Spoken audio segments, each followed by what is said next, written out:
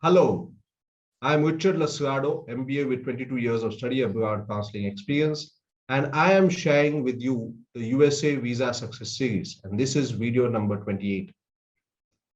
In the earlier videos, I have talked about the different questions, types of questions the visa officer asks, and how to answer them. Now I'm discussing about the various visa refusal sections used and how this is related and how you should avoid being denied under those sections. So that if you go to both of this, then you will understand how you should prepare for the interview and you will get the logic behind the visa interview and it will help you to improve your visa success. Okay. So go through the entire series, like, share, subscribe, let others also take the benefit because this is a valuable information not available on anywhere on social media. So please share it, please spread it, and also subscribe to this channel so that you can get the latest videos. And if you have any topics that you want me to cover, then do mention in the comment box. I will try to have those videos as well. Also important that I wanted to tell you is that on the first Thursday, I'm going to be live on Instagram at 7:15 p.m. Indian Standard Time. And on second Thursday, I would be basically live on Facebook at 7:15 p.m. Indian Standard Time. So if you have any questions, then you can take this advantage of asking those questions in these live sessions. Further, in the description, you have a calendar link. You can take my Zoom one-on-one appointment. The first Zoom one-on-one appointment will be free. This will help you to evaluate your profile to understand whether you have any chance of getting admissions, getting a chance of getting scholarship, and you can also talk about your visa denials, or basically about the visa questions that you have. So these things you can ask, and I'll be happy to answer them in this session. This first meeting would be free for you. So take the advantage. So last video, I was talking about section 214B and 221A4, where I was talking about how funding is important and how you can be rejected if you are not going to show the funds. You need to show liquid funds, which could be 1.2 to 1.5 times of your money that is required on your that is shown in your I-20. So if, let's say, if the funds, your tuition, your accommodation, living expenses, all for 9 months estimated is given. So based on that month, the estimated expenses, you have to show around 1.2 to 1.5 times for master's program and 2 years or more, 2 times or more for your bachelor's program, so that the visa officer understands that you have sufficient funds to study in US. Besides, you also have to show funds in your investments, which could be your FD, shares, bond, debenture, mutual funds, or any other investments that you have, so that the visa officers know that for the remaining months or for remaining years, you have funds in your investments which can be used.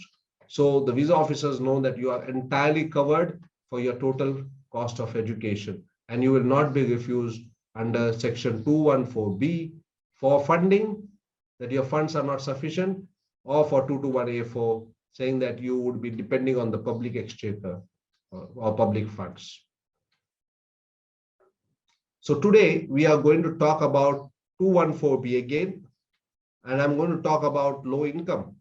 How low income can be one reason that you are again refused under 214B.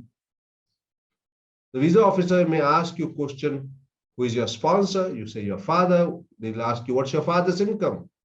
And you say, my father's income is around 6 lakhs.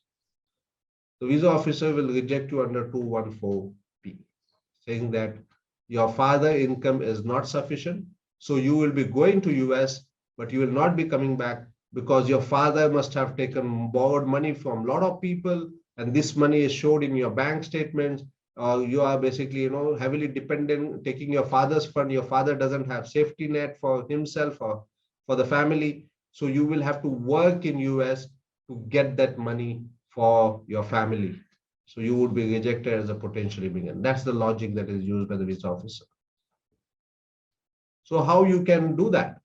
So when you are going to say basically your father income should be good. In case your father income is less, then you can talk about your family income. So what's your father's income? My father income is, let's say, 6 lakhs, but my family income is around 25 lakhs. And my family income is 25 lakhs, sorry. So you can talk about 30 lakhs or 40 lakhs. Okay. Or my father has been working from, my father income is 6 lakhs and has been working from last 28 years for my study abroad. So he has been saving funds for my study abroad. So that the visa officer feels that though your father income is low, your family income is more, or even if your father income is low, he has been saving funds for your study abroad. So your low income is not a reason for you to be rejected as potential immigrant. Okay. When you're saying family income is more, that means your overall income is more, your family is very well settled. Okay. And plus basically if you can connect about your property and your other things that you are available to prove that you have a good base, then this is all you have to understand. I can't give all the answers because visa interview is very individual specific. Every case is unique. When I have my Zoom visa sessions with my students, I have to understand, get information about the student's profile, the strength, the weaknesses, highlight the strength, and see how to basically cover up those weaknesses in your answers. So there is a planning, there is a strategy behind visa interview preparation. So it cannot be given in a general saying that this is applicable for all. I can't do that. It is not possible. But understand the logic behind it. And if you understand the logic and if you can apply to yourself, then very good. In case you find you are not able to apply, then take the study abroad counseling service. Don't risk. Get into good universities, get scholarships, and get your visa when you register for a good study abroad counseling who can help you with this. We are a research-based counseling center. We do counseling for all countries, be it US, UK, Canada, Australia, New Zealand, Singapore, Europe, or any other country of your choice. And we do counseling from 7th grade onwards. So 7th, 8th, 9th, 10th, 11th, 12th, bachelor's, master's, MBA, doctorate. So you can take our services. And in case you are interested, you can have a calendar. In the description, you have a calendar link. You can take our appointment, discuss your case with us, and you can register for our counseling service. So I hope these videos are helping you out. Important is to like, share, and subscribe.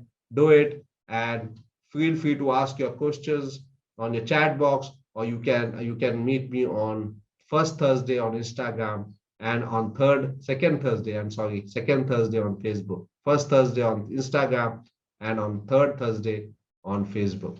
See you there.